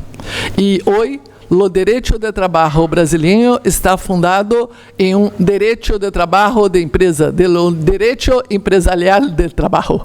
¿Sí? Em 2017, houve uma reforma laboral ultraliberal. Entre 2019 a 2022, com o bolsonarismo, governo anterior, e a pandemia brasileira de la desproteção.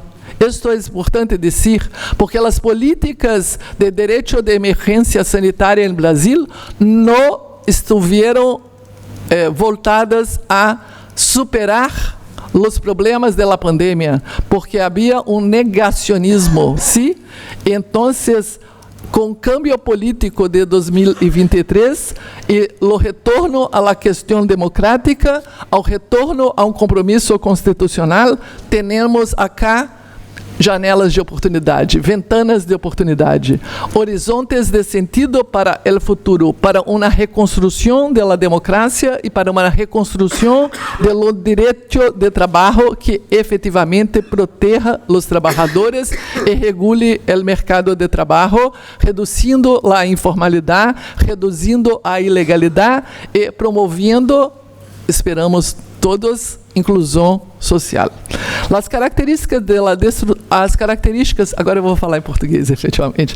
As características da desestruturação, os antecedentes das reformas laborais permanentes, levaram uma modernidade autoritária ao neoliberalismo, com um desequilíbrio sistêmico do direito do trabalho, a maximização dos poderes do empresário, contrato zero hora, livre negociação, inclusive individual, redução de funções de integração social, ampliação das funções econômicas, desplazamento dos âmbitos normativos, uma privatização do direito do trabalho, uma maximização da livre iniciativa, ampla concorrência e também um duplo deslocamento do Estado para a norma coletiva, da norma coletiva para a relação individual e a empresa.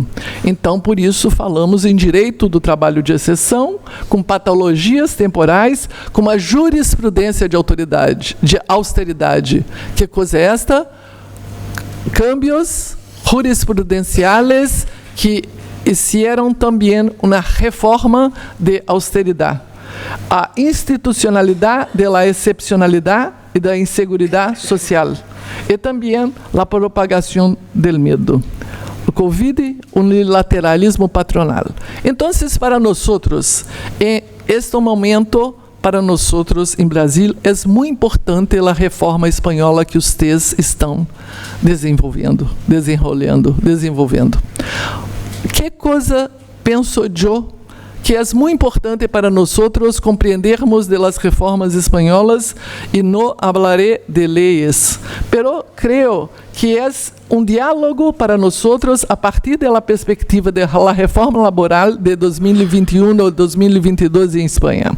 Primeiro, o impulso reformador de vocês está estreitamente relacionado com ativismo jurídico, laboral político e militante e uma cultura jurídica que conseguiram reapropriações de uma ideia de modernização de direito. Reapropriar uma ideia que modernização de direito de trabalho é proteção dos trabalhadores e reposicionar esta ideia de modernização em um eixo tradicional com perspectivas reformadoras e a erosão das estruturas de ordem de mercado e do domínio de forças que preservam a ordem. Ou seja, vocês com reformas laborais espanholas de lustro último, se concebem como a recuperação, para mim, do significado político substantivo da expressão semântica reforma. E não os transformismos de antes que eram contra reformas. Sim? Porque reformas são ações encaminadas a transformações progressivas das estruturas sociais e econômicas do capitalismo, como melhoras de condições de vida da classe trabalhadora. Reapropriar-se do conceito capturado pelo neoliberalismo e suas reformas de derrogação e erosão de princípios fundadores do direito de trabalho é muito importante para nós. Pero creio que para mim é importante perceber que há um contexto internacional, um contexto nacional, e dentro desse contexto internacional e desse contexto nacional há ventanas de oportunidade para os campos políticos e jurídicos e para os campos de direito laboral e proteção de todos os trabalhadores. O diálogo social e na negociação coletiva que vocês fizeram é muito importante para nós. Pero também é importante compreendermos nós que o diálogo social é uma forma de legitimação das reformas progressistas. Muito importante. pero também é importante dizer que o Real Decreto-Lei, que para nós correspondem em certos modos como medidas provisórias, são forças e formas necessárias para garantizar o diálogo, garantizar o diálogo social. Então, medidas provisórias, Real Decreto-Lei, são garantias para, creio eu, garantias para impulsionar o que se hice em el diálogo social por la negociação prévia. Também, para mim, é importante compreender que a reforma laboral de vocês, para mim, como vejo uma estrangeira, minha mirada é de uma reforma, de um processo de reformas. Há muitas leis, há vários cambios, e estes cambios são, como eu chamo, transversales, em diversas leis e assuntos. Isto também deve ser uma lição para nós, creio. Ontem, agora em português, esta semana, o ministro de Direitos Humanos do Brasil disse que, por exemplo, para ele, se estabelecerá em seu ministério, que não é o Ministério do Trabalho, é o Ministério de Direitos Humanos, uma concertação sobre direitos humanos e empresa. Isso é muito importante. Ou seja, uma concertação nacional e internacional sobre a relação das empresas com direitos humanos, porque há que trazer direitos humanos para as relações privadas. Então, há uma abertura do Ministério do Trabalho para todos os ministérios. Isto é, para mim, também muito importante para impulsionar em Brasil as reformas, creio. E o contexto brasileiro institucional e brasileiro é também importante. A Constituição de 88, isto para mim é uma ventana de oportunidades, ou seja, uma janela de oportunidades. Por quê? Porque a Constituição brasileira de 88 não foi regulamentada ainda em alguns temas fundamentais relacionados ao mundo do trabalho. E isto é uma oportunidade histórica de regulamentar. Nós temos temas que a regra exige a regulamentação, como atividade penosa, participação da gestão de trabalhadores na gestão da empresa. Há uma previsão constitucional, ainda que excepcional, e que não há regulamentação. Há uma questão relacionada à garantia de emprego, pendente de regulamentação. A Constituição estabelece a proteção contra a automação nos termos da lei e, portanto, também abre uma oportunidade de regulamentação, e há também uma ideia de uma proteção. Ou seja, existem temas constitucionais previstos na Constituição brasileira que estão pendentes de regulamentação, o que abre uma janela de oportunidades para reformas progressistas. Por outro lado, há precedentes técnicos também, e houve emendas constitucionais que algumas delas também estão pendentes de regulamentação.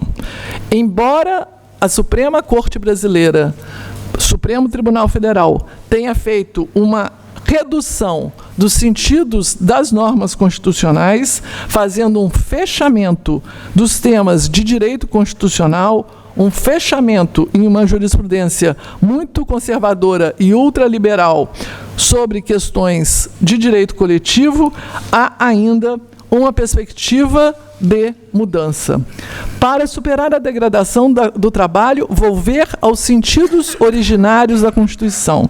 Em segundo, também compreender as dimensões do direito internacional do trabalho, OIT, e também os direitos humanos, tais como exigidos pela Corte Interamericana de Direitos Humanos. Aqui eu digo isto por quê? Porque ao lado da negociação que se processará na mesa de diálogo, há um conjunto de políticas de governo de trabalho que devem ocorrer por diálogo social, mas também que podem ser impulsionadas por estes fóruns, que são a Corte Interamericana de Direitos Humanos, que tem algumas decisões que não foram implementadas no Brasil, por um lado, e, por outro lado, algumas convenções da OIT que devem ser ratificadas. E esta ratificação pode levar a mudanças importantes. Então, chamo quais? O Convênio 190 de violência contra a violência no trabalho e o assédio, o Convênio 156 de igualdade de oportunidades de trabalhadores com responsabilidades familiares, o Convênio 177, que estabelecerá e pode estabelecer a igualdade, a isonomia de trabalhadores, pessoas trabalhadoras e domicílios, e, portanto, estabelecer uma melhoria na nossa legislação de teletrabalho, e o Convênio 158, que este é um caso à parte, que eu não tenho tempo de falar sobre aqui. Mas, de toda forma, gostaria de dizer quais são os 6 eixos para a superação da reforma laboral de 2017 a 2022, que eu creio importantes. Ok? O primeiro, reverter o enfoque da atual regulação, orientada à redução dos custos e ao fortalecimento do poder do empregador, para permitir a estruturação de um mercado de trabalho mais inclusivo, com menor rotação de vínculos, assinalando maior efetividade aos direitos. O problema da rotação de vínculos que acá ustedes tienen, nosotros também temos, pero no solo com contratos temporales, porque para nosotros a rotação ocorre porque não temos necessidade de fundamentação da dispensa e há uma liberdade de dispensa. Então, para nosotros, a rotação de los vínculos ocorre por outro fenômeno. Assinalando, então, é necessário assinalar maior efetividade a los direitos existentes e garantir a redução da discriminação sindical, política, racial e de gênero, com a regulamentação da Constituição. Isto é importante porque em Brasil nós temos agora, em las últimas eleições, fenômeno de acoso político, de acoso eleitoral sobre os trabalhadores, que foi investigado pelo Ministério Público, pela Fiscalia. Sí, entonces para nosotros es muy importante garantizar la oportunidad de los trabajadores ejercerem la ciudadanía en sus lugares de trabajo, para que nosotros poderemos consolidar este cambio democrático. Peço que avise-me para do tempo, ok? Lo segundo, a revisão das normas de direito do trabalho para abarcar sujeitos atualmente excluídos de seus limites, com inserção precárias, como as pessoas trabalhadoras temporais, terceirizadas, externalizadas, entre nós outros, os jornaleiros, chamamos diaristas, e os trabalhadores intermitentes. Em Brasil, se adotou 0 hora, contrato 0 hora em inglês, algo semelhante, é necessário revogá-lo, creio eu. Terceiro, regular dos temas e problemas que surgem com as transformações produtivas derivadas da digitalização da sociedade, como a proteção de dados, o controle algoritmo, o trabalho à distância, para a redução de los riscos para a saúde e a integridade personal, assim como para formalizar a relação laboral de las pessoas trabalhadoras em las plataformas digitais, em transporte de pessoas ou cargas e de entrega de mercancias.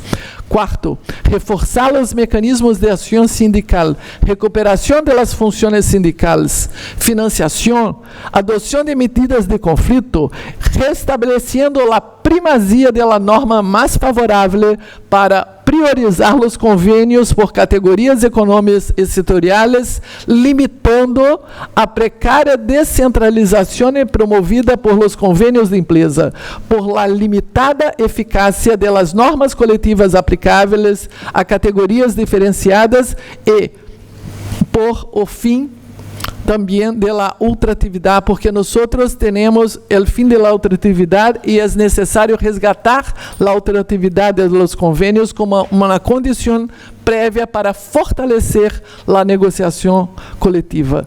Quinto, resgatar los mecanismos de efetividad de proceso laboral.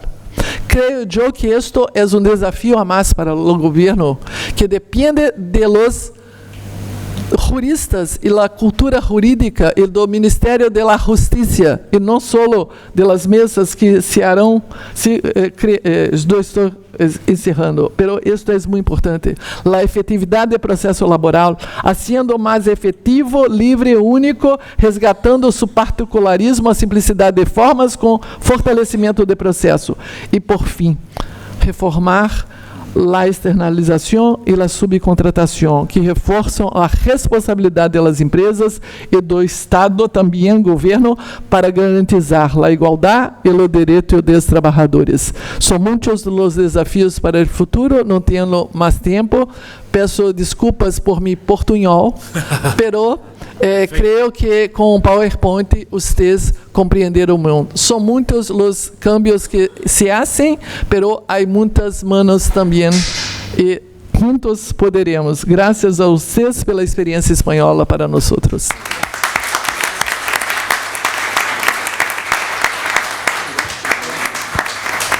Bueno, si os parece bien y si no, espero que también, lo que vamos a hacer es hacer el cambio de mesa y cuando terminéis, para respetar vuestro tiempo también, si queréis, podemos hacer un debate acumulado. Perfecto. Y si no, vamos acumulando hacia... Bueno, pues hacemos cambio de mesa sin solución de continuidad.